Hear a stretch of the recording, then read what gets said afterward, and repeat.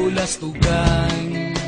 Hindi malilimutan ang asaran na merong pikunan, lalo na rin ang unang niligawan, unang kabiguan.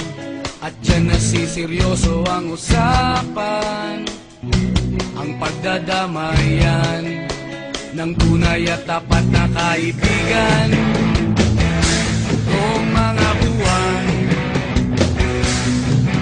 kaibigan namang maasahan. Oh, di na tayo pabata, edad may di nahahalata.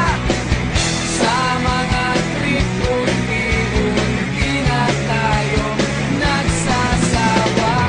Pero kahit ganon, barkadang matatag hanggang sa ngayon.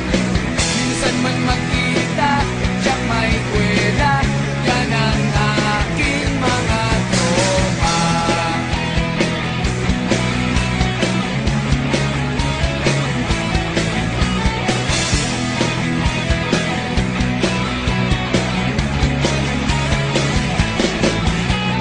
Inuman na pang magdamagan, minsan inaabot pa ng ayaan, na kung saan-saan, na para bang walang kinabukasan at kahantungan.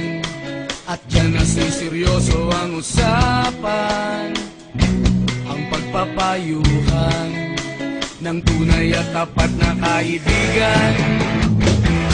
Kung mga baliw